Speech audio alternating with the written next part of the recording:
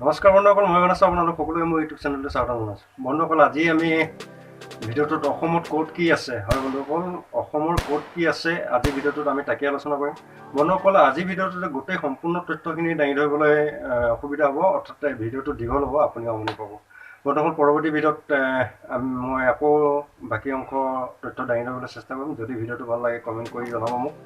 বন্ধুসকল, এতিয়ালৈকে যদি মোৰ চেনেলটো আপুনি ছাবস্ক্ৰাইব কৰা নাই, ছাবস্ক্ৰাইব কৰি বেল আইকনটো প্ৰেছ কৰিব, লগতে অল প্ৰেছ কৰিব। যদি ভিডিঅ'টো ভাল লাগে এটা লাইক কৰিবলৈ নাপাহৰিব। আহক তেন্তে ভিডিঅ'টো আৰম্ভ কৰোঁ।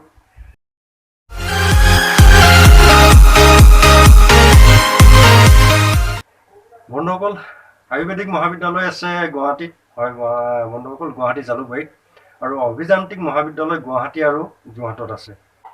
আঞ্চলিক অভিযান্ত্ৰিক মহাবিদ্যালয় আছে শিলচৰত, আৰু আৰক্ষী প্ৰশিক্ষণ মহাবিদ্যালয় আছে দেৰগাঁৱত। বন্ধুসকল, বিশ্ববিদ্যালয় গুৱাহাটী আৰু ডিব্ৰুগড়ত আছে, আৰু কেন্দ্ৰীয় বিশ্ববিদ্যালয় আছে তেজপুৰত, আৰু অসম বিশ্ববিদ্যালয় আছে শিলচৰত, হয় বন্ধুসকল। আৰবী ভাষা প্ৰশিক্ষণ মহাবিদ্যালয় আছে ৰঙিয়াত, আৰু আঞ্চলিক বিজ্ঞান কেন্দ্ৰ আছে গুৱাহাটীত। বন্ধুসকল, অনাতাঁৰ কেন্দ্ৰ আছে ডিব্ৰুগড়, গুৱাহাটী, শিলচৰ, যোৰহাট আৰু নগাঁৱত।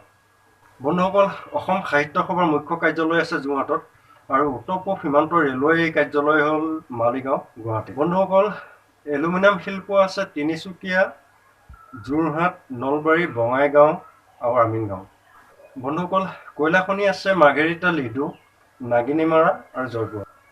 বন্ধুসকল, কৃষি বিশ্ববিদ্যালয় যোৰহাট আৰু বিশ্বনাথ চাৰিআলি, আৰু কাঁহ পিতলৰ বাচন তৈয়াৰ কৰা নিৰ্মাণ কৰা ঠাই হৈ গ'ল সৰ্থেবাৰী।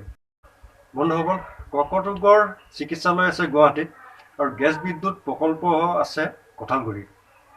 বন্ধুসকল, চিকিৎসা মহাবিদ্যালয় আছে গুৱাহাটী, ডিব্ৰুগড়, শিলচৰ আৰু যোৰহাটত, আৰু বন্ধুসকল, গৰম পানীও আছে গোলাঘাট, নামঘৰাবিত। বন্ধুসকল, আজিলৈ ভিডিঅ'টো ইমানে আছিলে।